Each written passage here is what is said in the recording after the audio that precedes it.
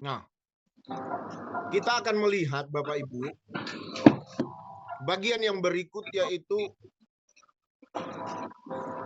artikel manusia sempurna, dalam hal ini inkarnasi dan dualitas natur. Kenapa ini penting? Ini menjadi sesuatu yang penting karena kita akan melihat bagaimana ini merestorasi jiwa manusia. Kemudian ada intervensi yang dilakukan oleh pribadi yang benar-benar memahami anatomi manusia dari dalam. Nah, kalau pribadi yang memahami anatomi manusia dari dalam, berarti ini bukan berbicara antara manusia dengan manusia. Ini bukan berbicara antara manusia dengan manusia, tapi ini berbicara tentang satu pribadi yang bukan satu pribadi yang lebih luar biasa, satu pribadi yang lebih hebat dari manusia lainnya, yang justru mengenal luar dan dalam daripada manusia itu sendiri. Jadi, artikel manusia yang sempurna ini di sana melihat dari inkarnasi dan dualitas natur. Tujuannya adalah merestorasi jiwa manusia yang di dalamnya akan ada intervensi yang dilakukan oleh pribadi yang benar-benar memahami anatomi manusia dari dalam. Satu-satunya pribadi yang benar-benar memahami anatomi manusia dari dalam yaitu Kristus itu sendiri. Kenapa? Karena dialah yang menciptakan. Dialah yang membentuk setiap manusia menurut gambar dan rupanya. Saya nggak bisa bilang bahwa Pak Ivin itu memahami anatominya saya. Sekalipun mungkin begini, mungkin Pak Ivin adalah seorang dokter. Tetapi anatomi yang dipahami oleh seorang dokter terhadap manusia pasti punya keterbatasan. Kenapa saya bilang begitu, Bapak Ibu? Contoh, ketika kita sakit kan pasti yang kita rasakan bagian dalam. Terkadang saja di bagian dalam diri kita, diagnosanya saja diagnosa dokter saja bisa salah. Makanya kita pernah, kalau Bapak Ibu ingat, ada bahasa yang bilang seperti ini. Kristus itu dokter di atas segala dokter, tabib di atas segala tabib.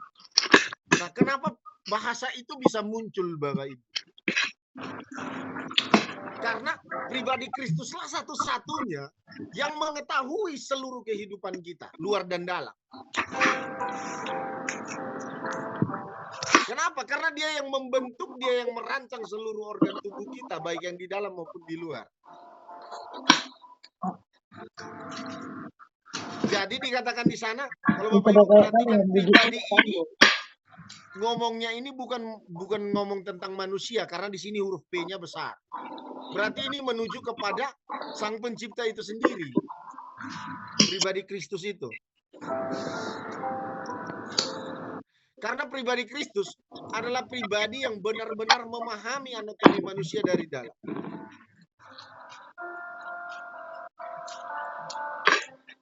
Manusia bisa tidak memahami anatomi manusia dari dalam? Bisa saja dengan ilmu pengetahuan, tetapi pasti punya keterbatasan. Makanya tadi saya bilang, contohnya ketika misalnya manusia itu sakit, pergi berobat, diagnosa dokter bilang begini. 100% manusia dan 100% Allah. Tapi di atas kayu salib, dia membutuhkan manusia fisik. Tujuannya adalah apa, Bapak Ibu? Supaya setiap kita mengenal roh Allah, setiap kita mengaku bahwa Yesus telah datang. Bagian yang berikut,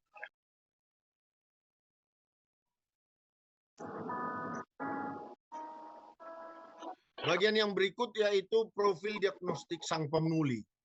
Ya. Yaitu Kristus, di mana dia punya gelar dan fungsi. Ya.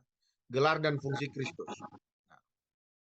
Bagian yang pertama disebut sebagai Kristus, atau dalam hal ini gelarnya sebagai Mesias. Ya. Dia seorang tokoh pembebas, atau penyelamat. diurapi secara khusus Dua kan, satu di untuk ruko, mematahkan belenggu tapi di ruko patologi, belum buka-buka. untuk mematahkan belenggu dosa. Ya.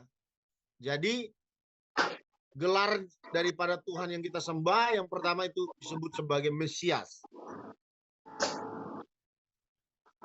Yang kedua, gelar yang berikutnya dia disebut sebagai anak Daud. Ya. Kenapa dia disebut sebagai keturunan Daud?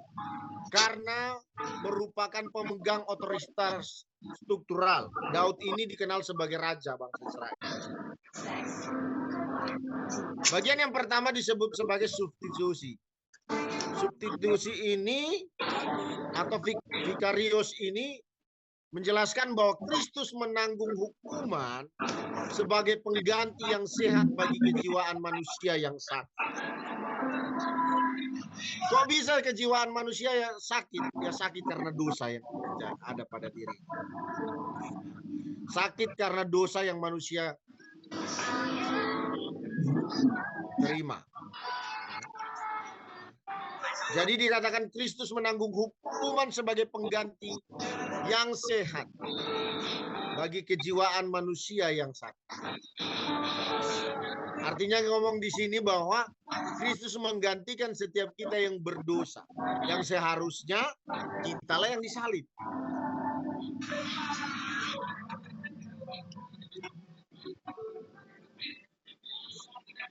Sehingga di dalam Yesaya pasal yang ke-53 ayat 5, Yesaya 53 ayat 5 bilang begini. Dia tidak hanya menanggung hukuman bagi kita. Wow, ini luar biasa Bapak Ibu. Dia tidak hanya menebus saya dan Bapak Ibu. Tetapi dia memulihkan kembali.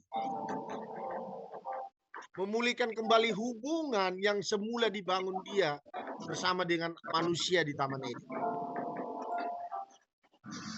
Makanya dikatakan di sana pemulihan attachment, menghilangkan permusuhan antara pencipta dan jiwa manusia. Roma 3 ayat 25.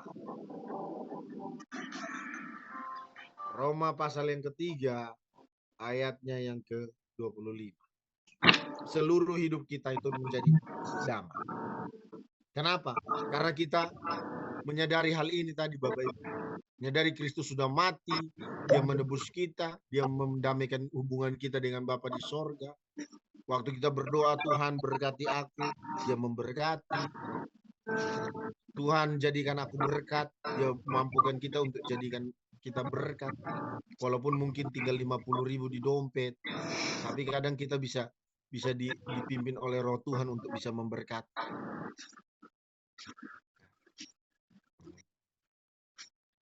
Jadi mengangkat setiap kita dari pikiran-pikiran yang mungkin selama ini ditawan bahwa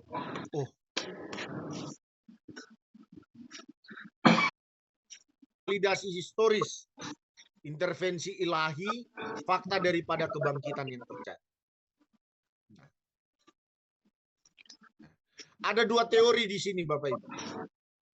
Teori yang pertama disebut sebagai teori patologi psikologis, ini ditolak.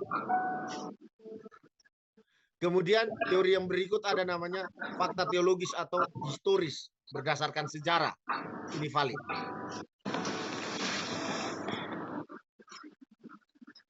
Seorang ahli yang bernama Holtzman pada tahun 1911 dia menuliskan begini, kebangkitan dianggap halusinasi massal atau disebut sebagai halusinasi menyeluruh yang bermula daripada pikiran Petrus.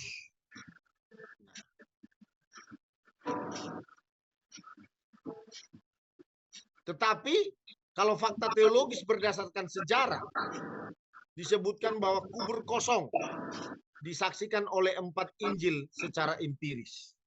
1 Korintus 15 ayat 4. Kita lihat sama-sama.